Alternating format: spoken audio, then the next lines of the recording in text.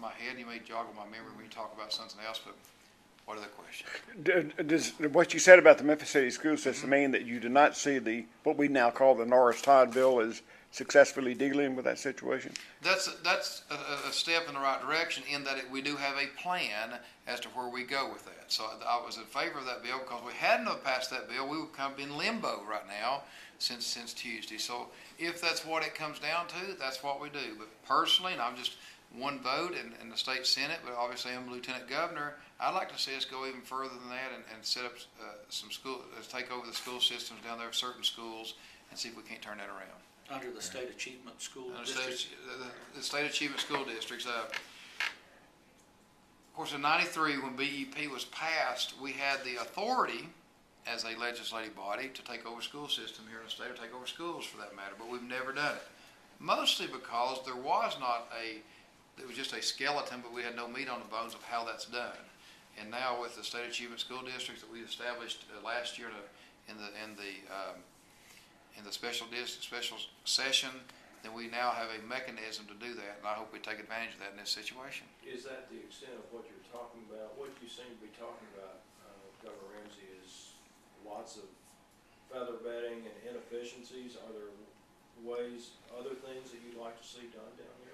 Yes, I mean, I'd like to see scour this country to try to find the most qualified person, maybe with a track record that has actually turned school systems around in this state, and allow them to take over the school system and try that for a while before we just merge a school system, merge the two school systems and have a 145,000 person school system.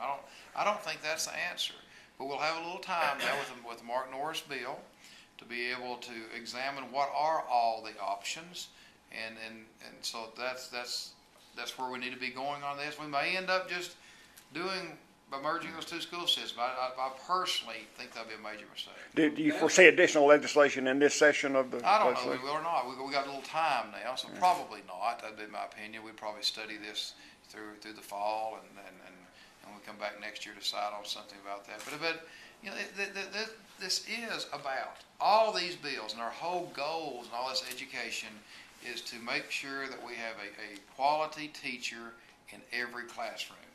I'm a very goal-oriented person, so no matter whatever I do, I say, okay, what's the goal, and how does what we're doing help us reach that goal? And if we want a quality teacher in every classroom, I think that the 10-year bill that we passed plays into that, where we can identify the teachers that need help and address that where there's a problem. I think that the bill that will deal with the union contracts will help that, because I do believe that if we keep status quo there, that the unions will continue to fight any kind of reform we have. We saw Lamar Alexander enact the Master Teacher Program. That's been dismantled. We've seen parts of BEP where we want to allow test scores from classrooms to be made public. That was never done. And so I just seen the unions have battled merit pay. They have battled paying more teachers, like science and math teachers, hard to staff teachers. They've battled that. The reason we don't have a really good charter schools bill in this state, but had to take kind of baby steps, is because the TEA battled that too.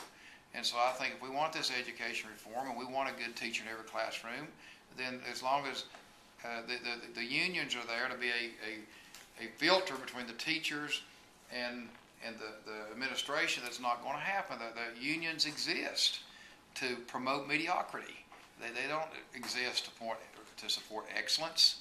They exist to in most cases protect the lowest common denominator, not promote excellence. Again, that's what we're after, promoting excellence. Well, Nashville schools are in worse shape than the ones in Memphis, I believe. Are you want to take over Nashville schools? I'm not sure that's the case. I mean, Nashville schools are failing. I don't think the entire Memphis school system is failing. There are 14 high schools down there have been on a failing list for 5 years or longer. I don't know that statistic or not, but the bottom line is, here in Davidson County, they seem to have a plan to at least start turning that around.